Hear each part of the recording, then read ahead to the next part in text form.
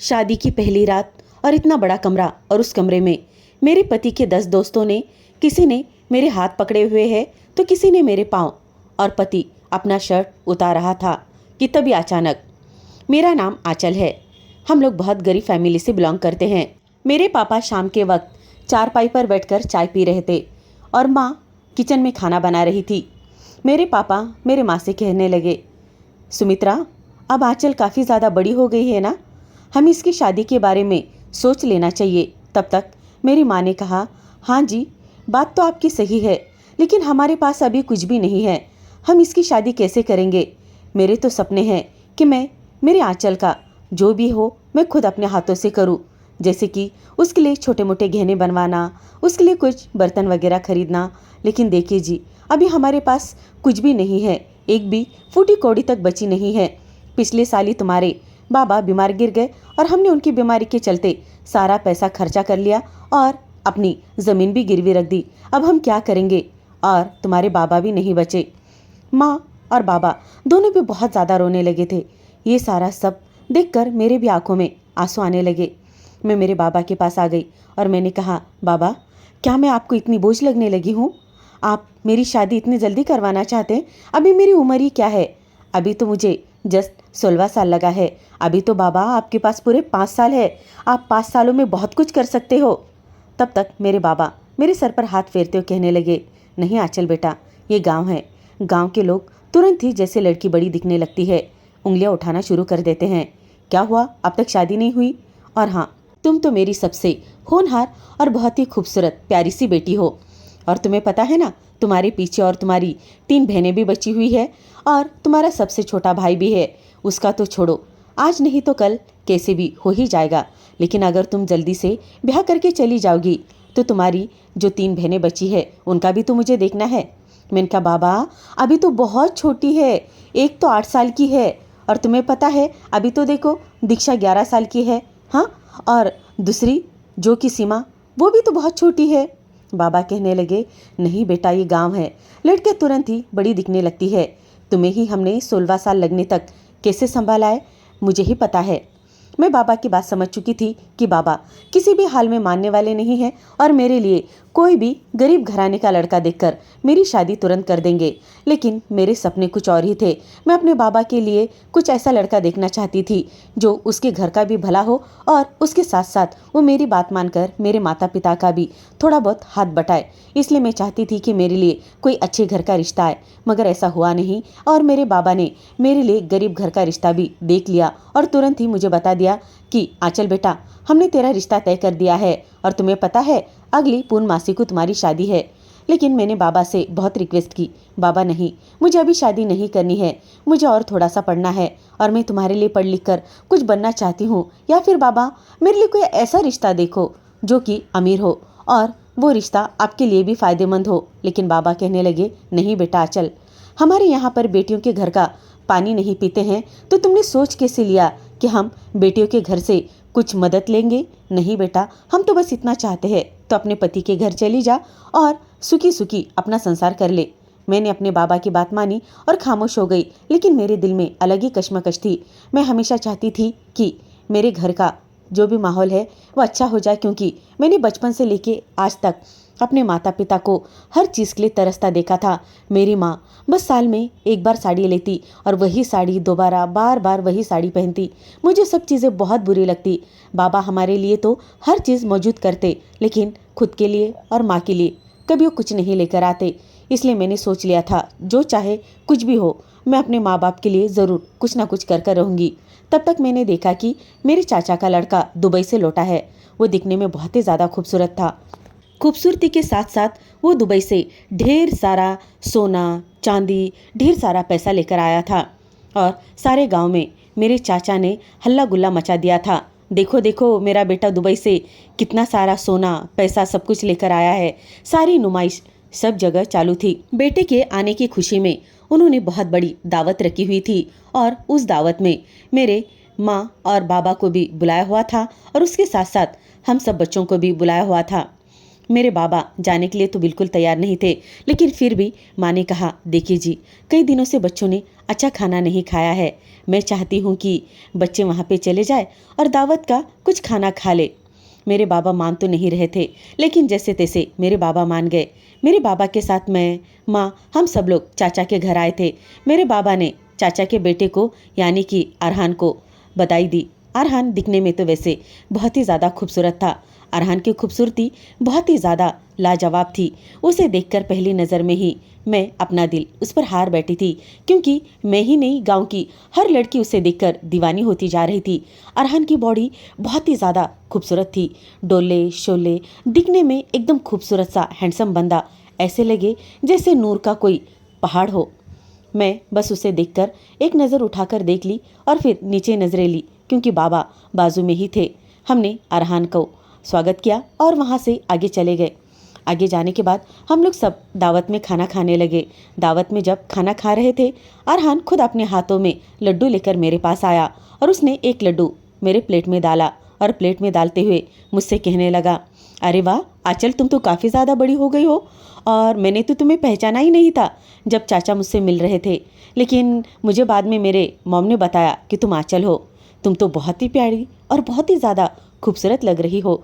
उस दिन अरहान ने मेरे हाथ में सबके आगे 500 का नोट पकड़ाया और मुझसे कहने लगा, ये तुम्हारे लिए और तुम्हारे भाई बहनों के लिए, इसका कुछ मिठाई वगैरह खा लेना।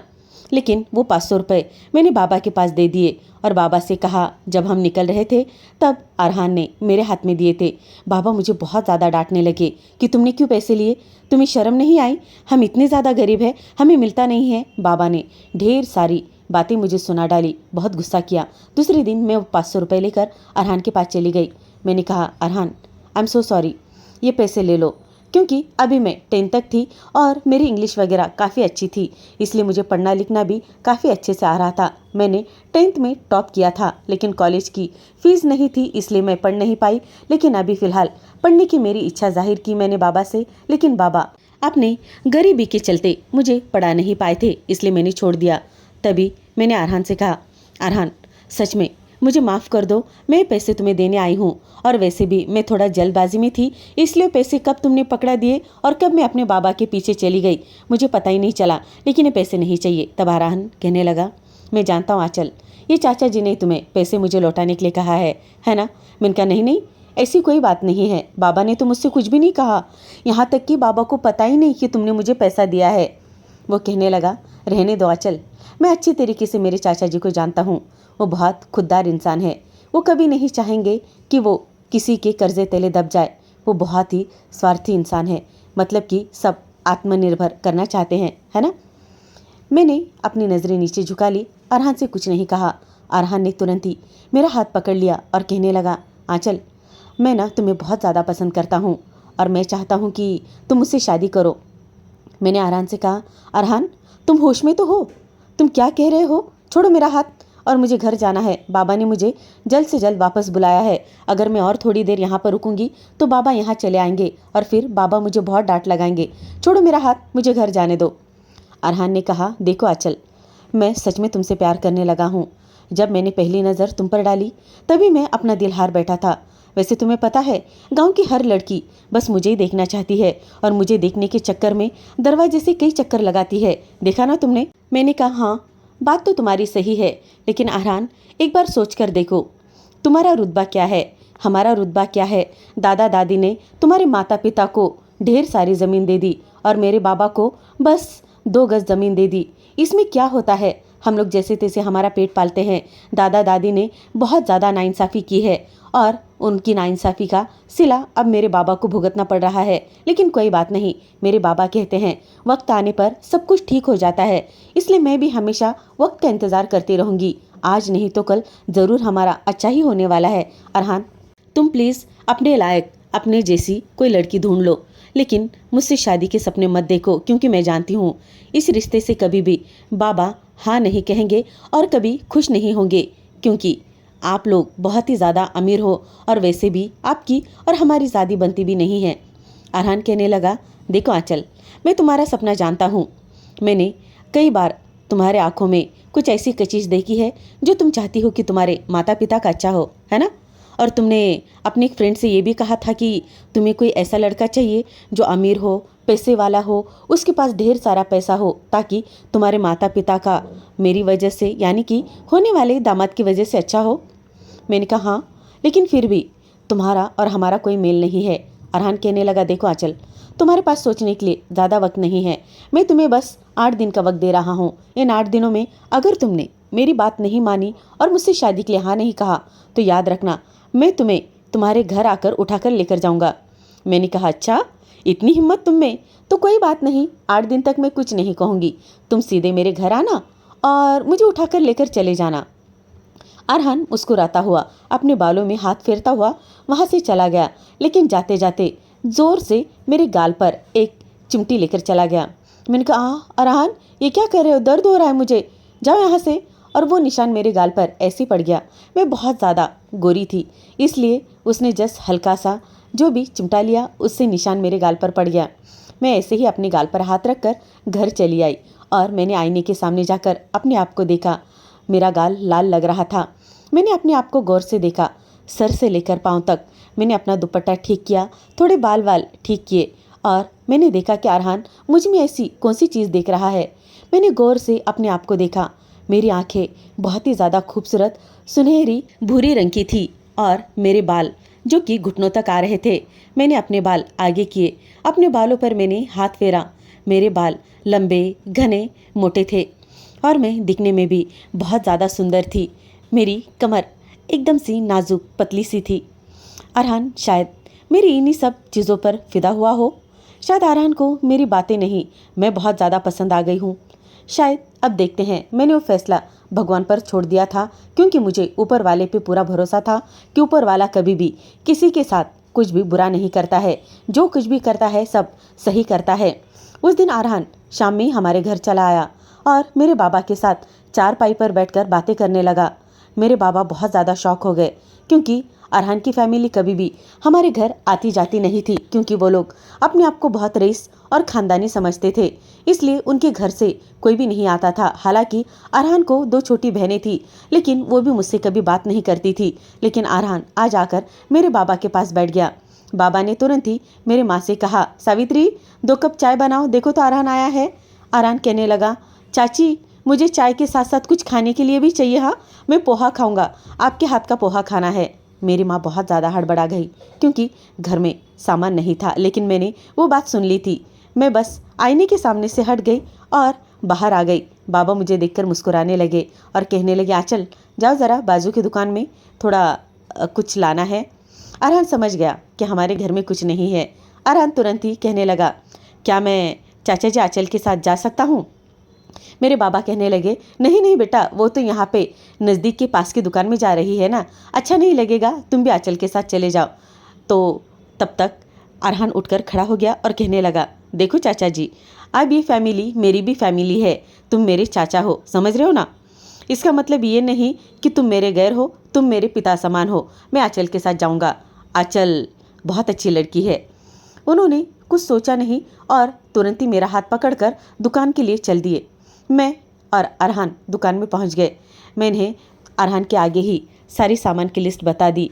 पूरे 200 रुपये हो गए। तब अरहान कहने लगा, आंचल मैं जो कहता हूँ वो सारी चीज़ें ले लो। अरहान ने उस दिन सारी सामान की लिस्ट वहाँ पर खुद ही बता दी और पूरे 10,000 रुपये का सामान अरहान ने भर दिया और उस इंसान को कहा, अभी के अभी ये सारा सामान हमारे चाची के घर पर पहुँचा दो। वो सारा सामान जैसे वो आदमी लेकर आया, मेरे बाबा बहुत ज़्यादा गुस्सा हो गए और कहने लगे, आंचल ये तुमने सब अरहान को लेने के लिए कहा है ना? मैंने तुम्हें कई बार कहा है आंचल कि अपनी घर की बातें ऐसे किसी को नहीं बयान करते। बाबा को लगा कि मैंने ही अरहान के सामने ये सब कुछ कहा है कि हमारे घर में कुछ नहीं है। बाबा बहुत ज़्यादा तेज़ तेज़ चिल्ला रहे थे। अरहान तुरंत ही बाबा के घुटने के पास बैठ गया और कहने लगा, चाचा जी प्लीज़ शांत हो जाइए, आंचल ने कुछ भी नहीं कहा है, प्लीज़ चाचा जी समझने की कोशिश करिए, ऐसा कुछ भी नहीं है। मैंने ये सब कुछ अपने मन से खरीदा है। क्या मेरे समझ में नहीं आता है? क्या मैं इतना भी ज़्यादा बच्चा लगता हूँ आपको? मैं समझ सकता हूँ अपने घर के हालात क्या है। देखो चाचा जी, अब आप ना मुझे पराया मत समझो, मैं आपका ही हूँ। लेकिन फिर भी मेरे बाबा मुझे ही गुस्से से देख रहे थे। बाबा को लग रहा था कि मैंने अरहान को ज़बरदस्ती की है ये सारा सामान लेने के लिए। लेकिन अरहान ने बहुत ज़्यादा रिक्वेस्ट की और सारा सामान किचन में लगवा दिया। सारा सामान देखकर मेरी माँ बहुत ज़्यादा खुश हो गई। कई सालों बाद हमारे घर में ढेर सारा सामान आया था। तेल के डिब्बे, शक्कर, चावल, ढेर सारा सामान देखकर मेरी माँ बहुत ज़्यादा खुश हो गई। अरहान ने स्पेशली घी के बड़े बड़े 2-3 डब्बे ले लिए थे और कहा था जितना ज़्यादा तुम घी खाओगी ना उतना ज़्यादा ऐसे ही स्ट्रांग रहोगी, बातों में भी और काम में भी। अरहान वैसे तो बहुत ही अच्छा बंदा था। अरहान अब मुझे धीरे धीरे पसंद आने लगा था, लेकिन हम लोगों की दूरियां अपने आप से ही बढ़ने लगी थी, क्योंकि बाबा को लगता था अरहान की फैमिली बहुत ही ज़्यादा घमंडी है, उन्हें पैसों का बहुत ज़्यादा घमंड है और वो कभी भी मेरे साथ अच्छे से नहीं रहेंगे। इसलिए बाबा ने मुझे सख्ती से कहा तुम अरहान से दूर रहोगी, अब उससे ज़्यादा दोस्ती करने की कोई ज़रूरत नहीं है। माना वो तुम्हारा चचेरा भाई है, लेकिन फिर भी तुम अरहान से थोड़ा दूरी रहा करो। मैंने कहा बाबा अरहान सच में बहुत अच्छा लड़का है, और तुम्हें पता है बाबा अरहान मुझे आगे कॉलेज में पढ़ाना चाहता है, और अरहान कहने लगा है कि वो आगे चलकर मेरा किसी अच्छे कॉलेज में शहर में एडमिशन भी करवाएगा, और हाँ वहाँ पर हॉस्टल में मेरे लिए कोई अच्छी जगह भी देखेगा। बाबा ने उस दिन सच में इतनी ज़ोरदार थप्पड़ से मुझे नीचे गिराया कि मैं होश में आ गई। मैंने कहा बाबा ऐसा मैंने क्या गलत कह दिया जो आपने मुझे इतने ज़ोर से थप्पड़ लगाया।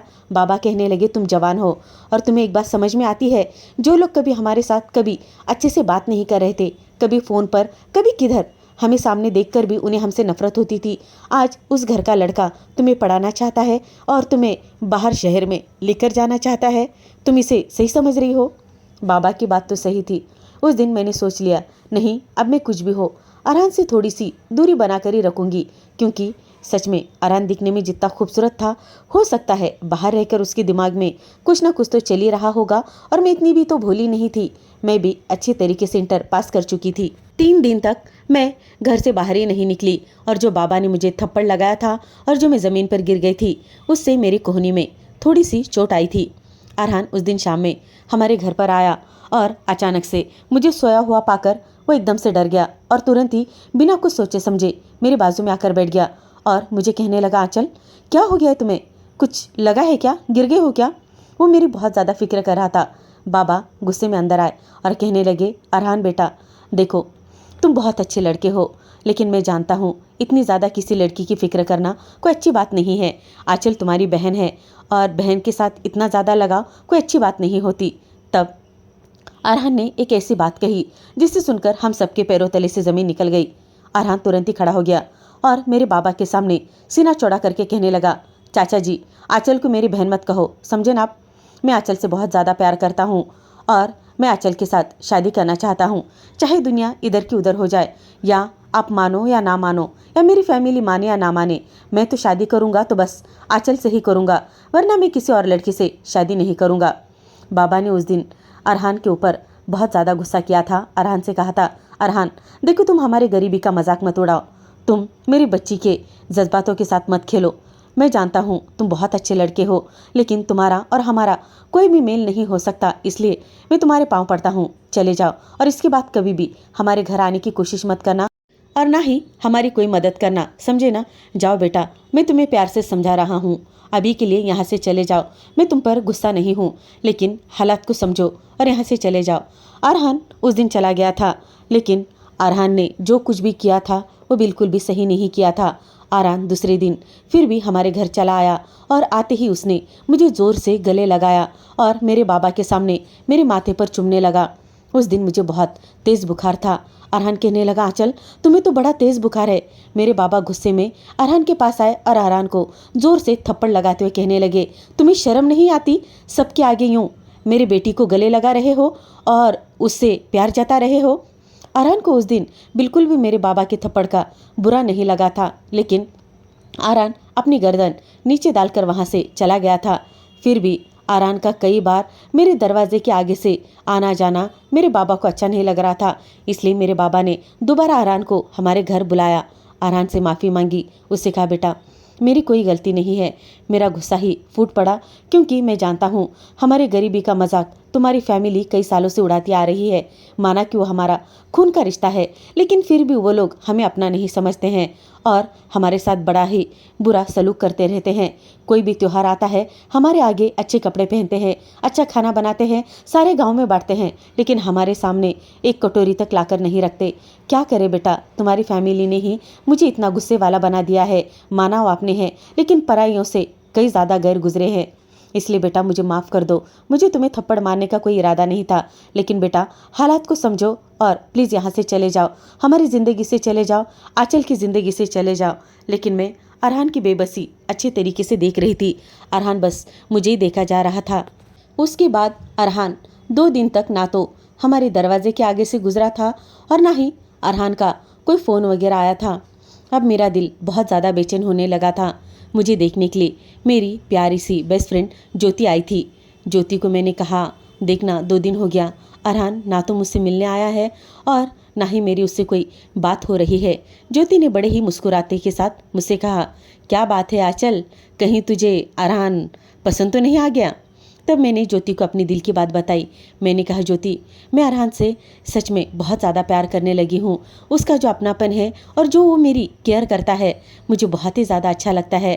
मैं चाहती हूँ कि मेरी और अरहान की किसी भी हालत में शादी हो जाए। जब हमारी शादी हो जाएगी तो शायद दोनों परिवार वाले कुछ ना कुछ हल निकाल ही लेंगे और हमारे रिश्ते को एक्सेप्ट कर ही देंगे। लेकिन ज्योति कहने लगी, देखो आंचल, ये चीज़ नामुमकिन है। तुम्हें पता है ना, तुम्हारे बाबा बहुत ज़्यादा गरीब है और तुम्हारे चाचू बहुत ही ज़्यादा अमीर है, तो कैसे होगा तुम्हारा? हाँ, अगर कोई दूसरा लड़का होता तो तुम उसके साथ भागकर भी तो शादी कर सकती थी। तभी अचानक मेरे दिमाग में एक ख्याल आया और एक आइडिया ऐसी दौड़ी। मैंने कहा, ज्योति मेरा एक काम करोगी प्लीज़? देखो 2 दिन से अरहान ने ना तो मेरा कोई फ़ोन उठाया है और मैंने इतने मैसेज उसे किए तो उसका कोई जवाब भी नहीं दिया। शायद वो मुझसे नाराज़ है। एक काम करो ना, तुम उससे कहो कि मैं उसे बहुत ज़्यादा याद कर रही हूँ। इतना तुम कह दोगी ना, वो ज़रूर आएगा। और उसे इतना बताना कि आंचल को बहुत तेज़ बुखार आया है, क्योंकि तुम्हें पता है उसे मेरा दर्द बिल्कुल भी देखा नहीं जाता। ज्योति ने कहा, ठीक है मेरी जान, तू ज़्यादा टेंशन मत ले, मैं तेरे अरहान को यहाँ पर भेज देती हूँ, तो अब सो जा। ज्योति वहाँ से चली गई और उसके कुछ ही देर बाद अरहान घर पर चला आया। अरहान को देखकर मेरा जी फूले नहीं समा रहा था। मुझे ऐसा लग रहा था कि मैं खुद उठकर चली जाऊँ और अरहान को ज़ोर से गले लगाकर उसके माथे को चूमूं, क्योंकि अरहान मुझसे बहुत ज़्यादा प्यार करता था। अरहान तुरंत ही मेरे पास आया। घर में बाबा नहीं थे, माँ किचन में थी, भाई बहन यहाँ वहाँ खेल रहे थे। अरहान तुरंत ही मेरे पास आया और ज़ोर से मुझे उसने गले लगाते हुए मेरे गाल पर किस किया और कहने लगा, आई लव यू आंचल, मैं भी तुम्हारे बिना नहीं रह सकता। लेकिन चाचा जी ने मुझे सख्ती से बाहर आने के बाद मना किया था कि तू कभी हमारे दरवाजे पर दिखाई नहीं देगा, वरना इसका अंजाम बहुत बुरा होगा। मैं तेरे बाप के पास आकर तेरी शिकायत करूँगा। इसलिए आंचल, मैं 2 दिनों से आया नहीं था, मैं मजबूर था और मैंने इसीलिए तुम्हारे ना तो किसी कॉल का जवाब दिया था और ना ही मैं फ़ोन रिसीव कर सकता था, क्योंकि तुम्हारे बाबा ने मुझे सख्ती से मना किया था। इसलिए मैं नहीं आ सका, लेकिन मैं तुम्हारे बिना रह नहीं सकता। अब बताओ क्या करना है, क्यों बुलाया है? मैंने उसे कहा, अरहान अगर तुम बुरा ना मानो और तुम्हें सच लगे तो क्या मैं एक बात कहूँ? अरहान कहने लगा, हाँ कहो मेरी जान, तुम जो कुछ भी कहोगी सच्ची कहोगी और सही कहोगी, क्योंकि मैं जानता हूँ तुम बहुत समझदार लड़की हो। बताओ क्या कहना चाहती हो? मैंने कहा, अरहान देखो, ना तो तुम्हारे परिवार वाले हमारी शादी के लिए राज़ी होंगे और ना ही मेरे परिवार वाले। हम एक काम करते हैं, हम भागकर शादी कर लेते हैं। क्या तुम्हें ये चीज़ मंजूर है? तब अरहान कहने लगा, पागल हो गई हो? मैं दुबई से रिटर्न आया हूँ और हमारा कितना बड़ा यहाँ पर रुतबा है, और अगर मैं ऐसे भागूंगा तो दुनिया में और हमारे यहाँ पर गाँव में रिश्तेदारों में कितनी बदनामी होगी, पता है तुम्हें? मैंने कहा, अरहान तुम मुझसे प्यार करते हो ना, तो तुम मेरे लिए इतना नहीं कर सकते? तब अरहान कहने लगा, देखो आंचल, ये बहुत बड़ी बात है, लेकिन फिर भी मैं सोचूंगा इस बारे में कि क्या करना है। उस दिन अरहान चला गया और उसने अपने बाबा से बात की और उसने कहा, बाबा मैं छोटे चाचा उनके बेटी से बहुत ज़्यादा प्यार करता हूँ और मैं उसके साथ शादी करना चाहता हूँ। उसके बाबा माने नहीं। उसके बाबा ने अरहान के मुंह पर जोरदार थप्पड़ लगाया और कहा कि हम मौत के घाट तुम्हें, उसे और सारे खानदान को उतार देंगे, लेकिन कभी तुम लोगों की शादी नहीं होगी। समझ रहे हो तुम?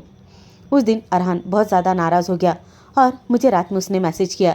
मैसेज करके मुझसे कहने लगा, सुबह 4 बजे रेडी रहना, मैं तुम्हें लेने के लिए चला आऊँगा। उस वक्त मैं बहुत ज़्यादा घबरा गई, क्योंकि अचानक उसके साथ जाना मतलब।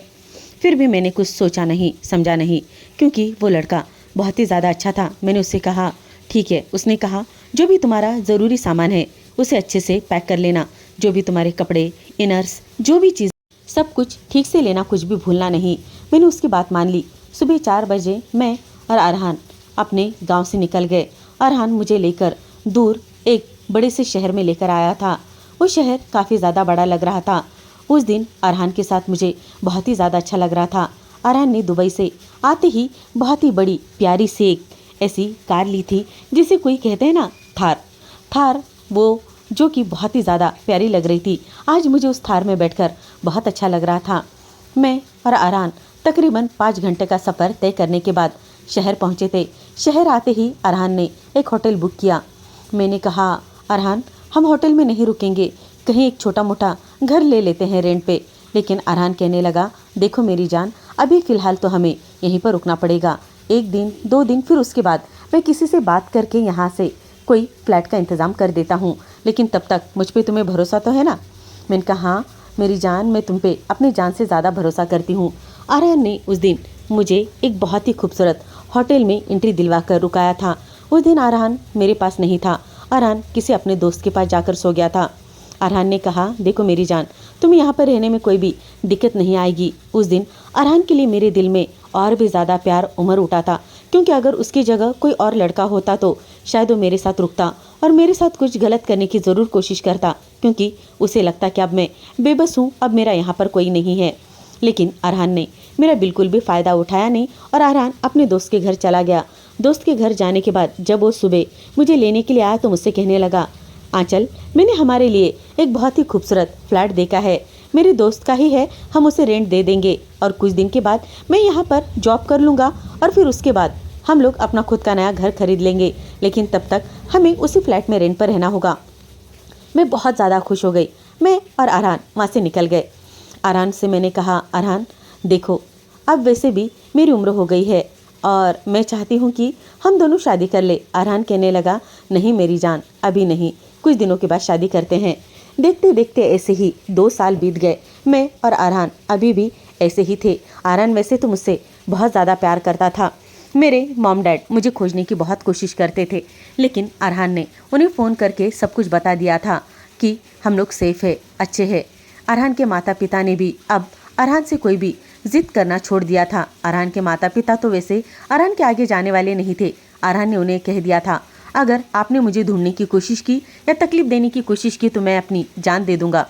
अरहान के माता पिता अरहान से बहुत प्यार करते थे और वैसे भी मेरे माता पिता भी मुझसे प्यार करते थे, इसलिए उन्होंने कोई ज़ोर ज़बरदस्ती नहीं की। लेकिन एक दिन मैंने अरहान से कहा अरहान, कब तक हम ऐसे बिना शादी के रहेंगे?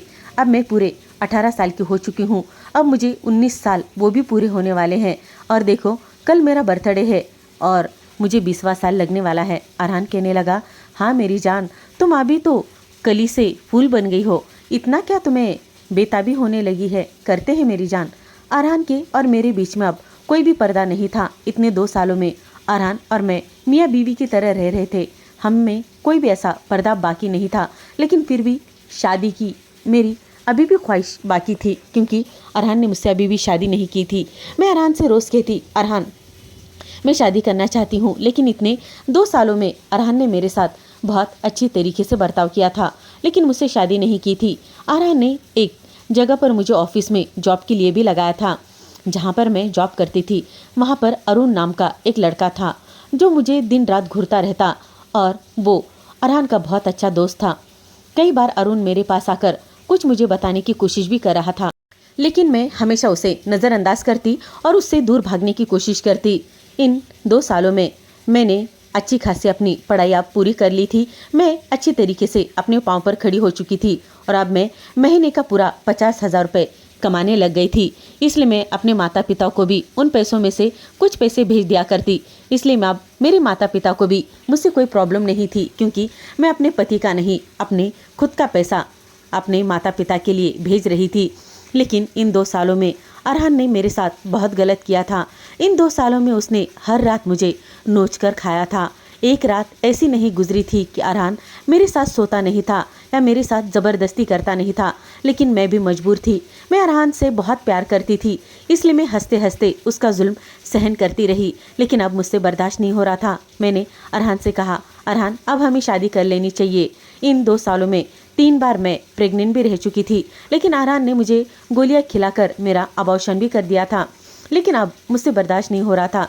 अरहान दिन में तो मेरी बहुत ज़्यादा केयर करता, लेकिन जैसे ही ऑफिस से हम लोग लौटते तो जैसे हम घर पे आते, रेडी हो जाते, खाना वाना हो जाता, अरहान मुझ पर सुबह के 4 बजने तक टूट पड़ता। अब मैं अरहान के साथ ये सब कुछ और ज़्यादा नहीं करना चाहती थी। अब मुझे अरहान से बहुत ज़्यादा घिन होने लगी थी। रोज़ रोज़ वही सब कुछ करके मुझे अपने आप से नफरत होने लगी थी। अरहान के दांतों के निशान मेरे कमर पर, गर्दन पर, यहाँ वहाँ दिखाई देते। मैं ऑफिस जाने के लिए जब निकलती तो उसे किसी फाउंडेशन से, मेकअप से छुपा लेती, लेकिन अब मैं अरहान के साथ सोना नहीं चाहती थी। मैं अरहान के साथ जीना ही नहीं चाहती थी। अरहान एक तो मुझसे शादी भी नहीं कर रहा था और ना तो मुझे ठीक से जीने दे रहा था। आज संडे का दिन था और मैं किचन में चाय और नाश्ते की तैयारी कर रही थी। अरहान पीछे से आया और मुझे कमर पर उसने ज़ोर से पकड़ लिया और कहने लगा, मेरी जान आज तो संडे है, चलो ना थोड़ा सा फंडे करते हैं। मैंने कहा, नहीं अरहान, मुझे बहुत दर्द होने लगा है, पूरे बदन में दर्द होता है, मुझे उस जगह पर भी काफ़ी तकलीफ होती है। अरहान समझने की कोशिश करो, इतना ज़्यादा वो वाली चीज़ करना अच्छी बात नहीं होती, अभी मैं छोटी हूँ। लेकिन अरहान मानने को तैयार नहीं था। अरहान तुरंत ही मुझे गोदी में उठाकर बेडरूम में लेकर चला गया और अरहान ने पूरे 2 घंटे तक मेरे साथ वो सब कुछ किया। अब मैं अरहान के साथ ये सब कुछ नहीं करना चाहती थी, इसलिए मैंने ज़ोर से अरहान को धक्का दिया और पीछे किया। अरहान का सर दीवार पर लग गया। तभी मुझे होश नहीं था। मैं तुरंत वहाँ से बेडरूम से बाहर निकल आई और मैं फिर से किचन में जाकर अपना दुपट्टा वगैरह संवारने लगी। तभी अरहान के फ़ोन पर किसी हॉस्पिटल से कॉल आ रही थी। अरहान अभी भी बेडरूम में ही गुस्से से बैठा हुआ था।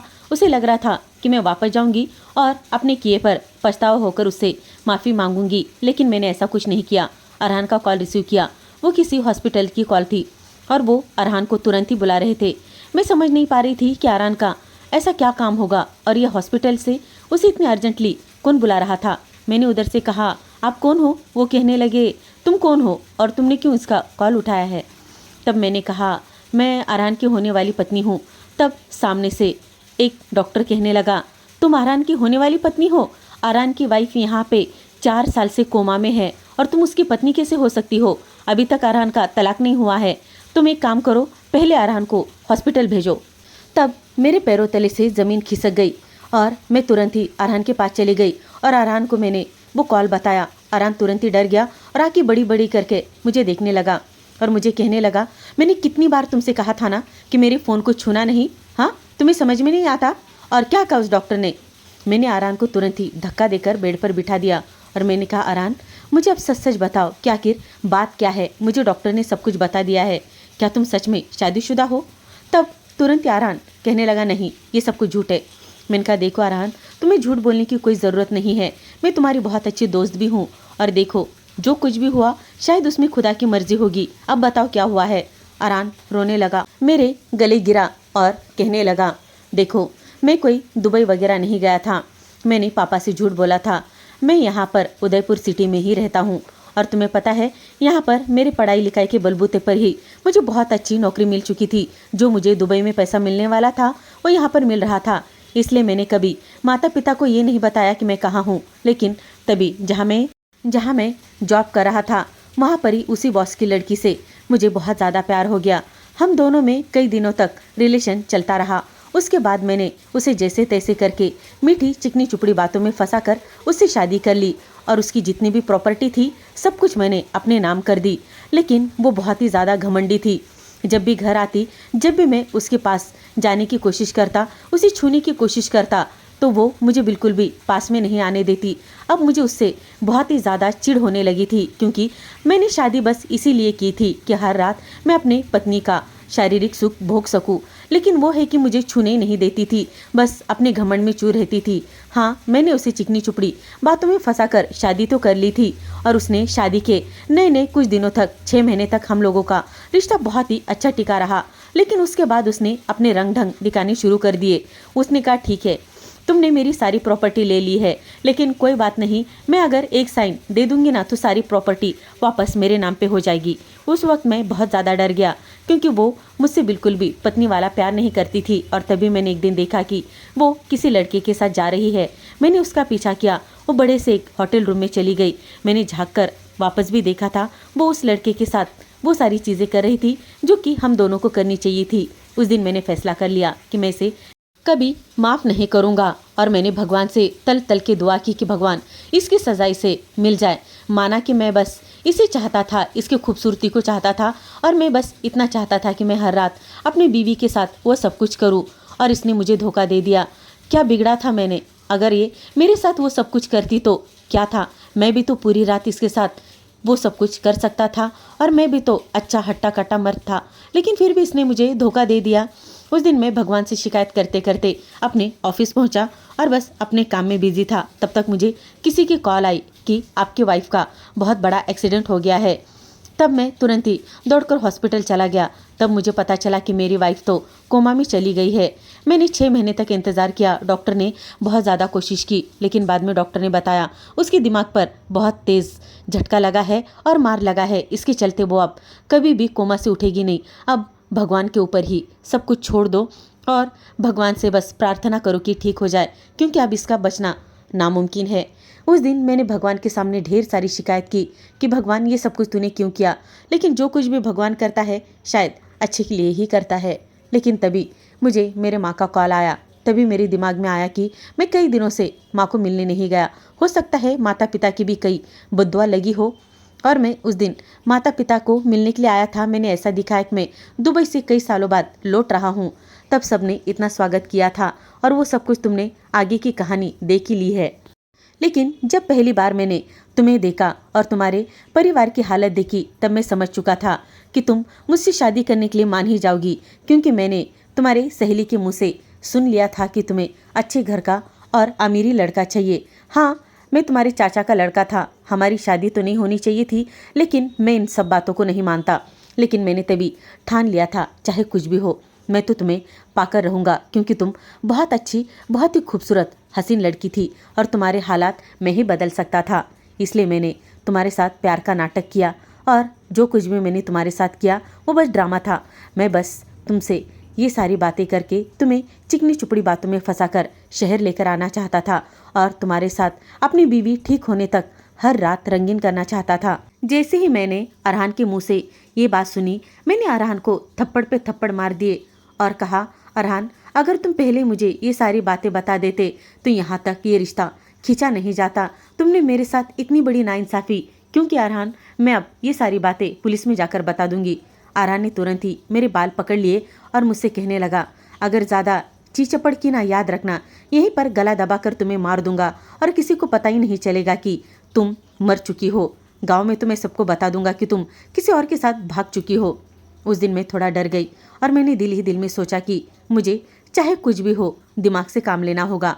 तब मैंने अरहान से कहा, I am so sorry Arhan, मैं तुम्हारी हालत को समझ नहीं पाई, मुझे माफ़ कर दो।